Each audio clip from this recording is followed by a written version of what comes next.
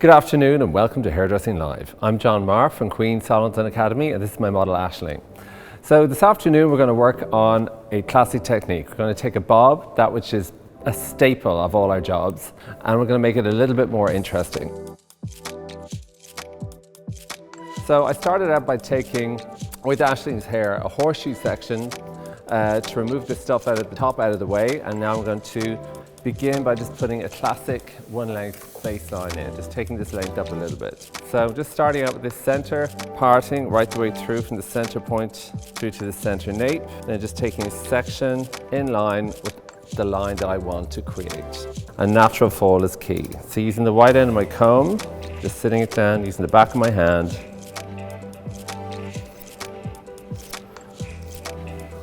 cleaning off my line. So once I can get this line in, everything is going to flow from here. So this line is going to dictate the balance of the rest of the shape. So I'm going to use fairly generous sized sections, and what that does is it prevents me from creating too much tension. Actually relaxing a little bit with the hair gives us a lot more control. So again, allowing the comb to do the work. You can see there's not too much tension on here. I'm getting a nice clean line. Working with the natural fall, just using the back of my hand. My last section here, loosen it up. So using just the wide end rather than splitting it in between, so that we get an even tension and create a nice strong line. Also, as you can see, this works through pretty quickly. I'm not taking millions of little sections. I'm going to work back through and break this up later as well. So then just allowing for the protrusion of the ear and letting the comb do the job. Takes care of all that for me. Okay, so now I'm just going to work and start getting some movement happening. So I'm going to take a vertical section right through from the center point through to the center nape. Let's keep the head in the upright position and then just work through with a little flat graduation so that my fingers are perpendicular to the floor, and I can see the length of the occipital bone here, and I can see that that's still making my baseline. So as a rule of thumb, once I take this point and keep an eye on where it sits in relation to the baseline, I know that I'm not going to undo the shape that I created previously. So you can vary that up a little bit. Thicker hair, you can move it down a little bit more. Finer hair, you may want to take a little less off. But it's a good rule of thumb to begin with. Then it's going to point cut that weight out from above.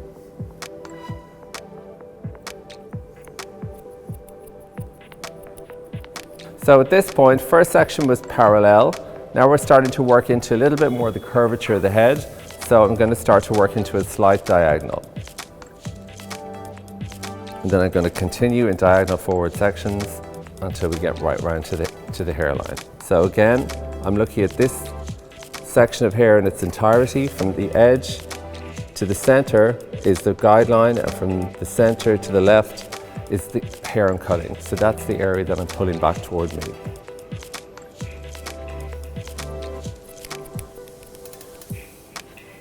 And then we can just continue with that diagonal forward right the way through to the back of the ear, and then we can start to engage with the sides. So now we're just going to come around and work into the side. So this section is important. From the last section that we took behind the ear is going to guide us through into the sides. I'm going to over direct the sides back so that we keep this length through here, and then we'll put some more detail into that a little bit later on.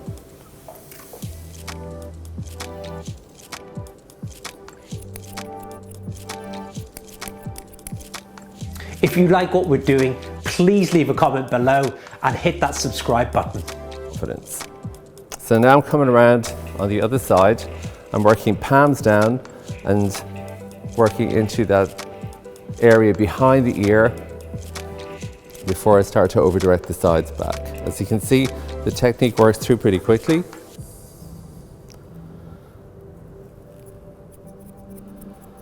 And we can see how that shape is coming through for us. So it's still got that nice substantial line on the edges.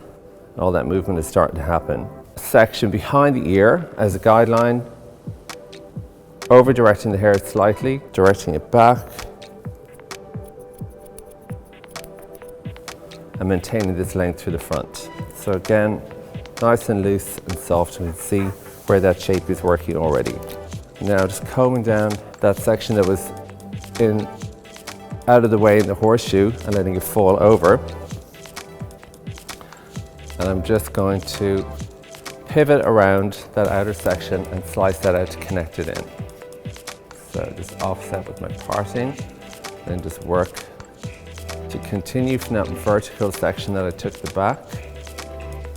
Slice this out just to create a little bit more of a visual connection, but I want this stuff to hang out over the edges and create some more movement. So taking clean sections as we go, because the guideline comes from that shorter space that's underneath, and just breaking this up. Okay, so that is my basic shape, as much as I want it to move. For this point, I'm going to dry the hair off, and then when it's dry, we're going to finish the technique. So we're probably halfway there.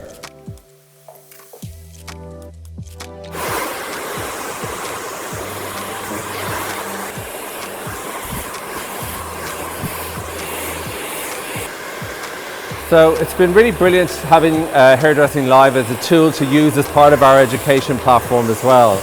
I know speaking to our own students, the popularity of it has been amazing, how it's become ever more present in the education world. People are seeking out information all the time, and not everybody has time to travel to be able to attend all the shows and the offerings that are here, there and everywhere. So to be able to use Hairdressing Live and see like some of the people I'm very privileged to be able to occupy the space with, and see them demonstrate their works and their wares is phenomenal.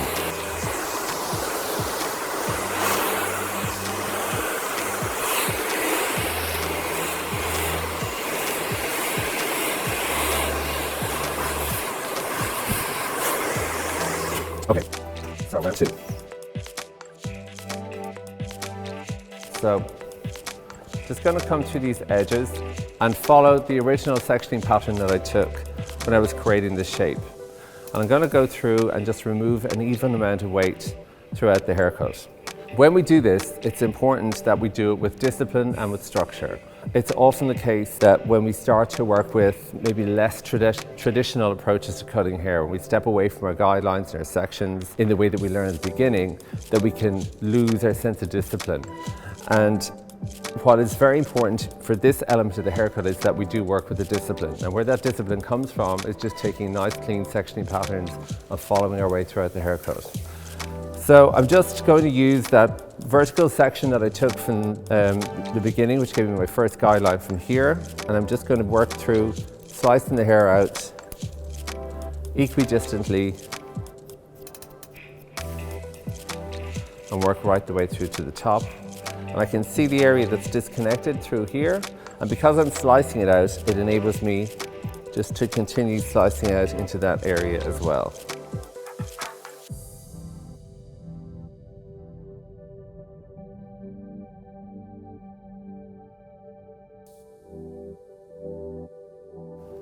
And what we're doing here is allowing the head shape to be that little bit more pronounced, because that graduated shape that we put in initially when we were working technically is now being supported by the softening of the line. So all of that just helps create this nice curved shape. And then if we put that in contrast to the other side where we haven't sliced it out just yet, you can see the movement that it brings and how it changes very much the character of the hair and how we get a different kind of finish. So I'm going to create a little bit more definition around the face now. So just working this section perpendicular to the hairline, elevating that and seeing where my length is. I can take this weight away from behind it with certainty. So here's my length, and then going to point cut that stuff out behind. So now just working at a slight angle, working to a large triangle section, working out, and again elevating to remove that weight. And I know with absolute certainty, because I've taken a perpendicular section, where that length is going to work. Okay, and now I'm just going to work through these top sections. I'm going to slice those out a little bit more as well, so that we continue getting that movement to happen.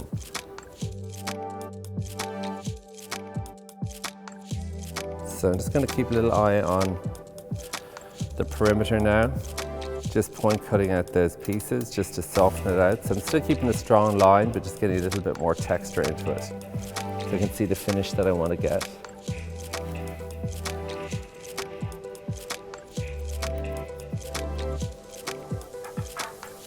Just using the points of my scissors, just parallel to the edge of the hair, and getting that finish. Okay, so I'm just going to finish it off with a little bit more product, a little bit more of a drier finish, just to play around puffing this top layer out a wee bit more.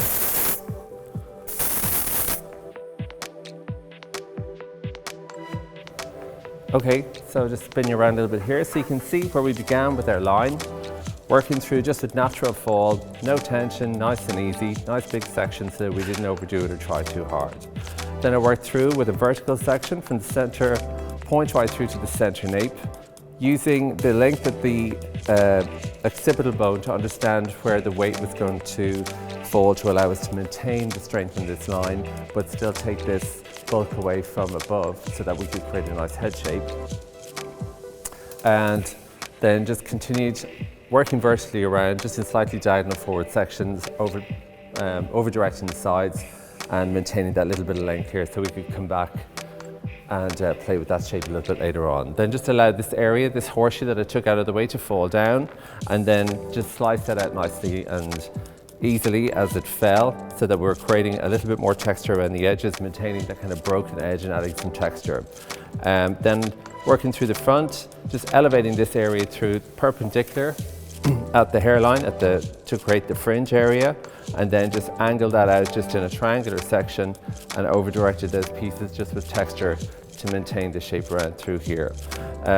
Work through evenly with all the texturizing techniques that we used. So mainly what we did was ensure that we took nice clean sections and evenly sliced it all out so that we created an even amount of texture throughout the shape of the head. And we could see how that changes the character of the hair and really lends itself to this nice kind of soft textured feel, which would be something that's quite easy to recreate for Ashton herself at home. So I hope you like it. That is it for me today, and we'll see you all soon. Thank you. Hi everyone, and thank you for watching. This is a highly trimmed down version of this technique. So if you want more information, you can head over to hairdressinglive.com, where we share with you lots of industry knowledge and full masterclasses.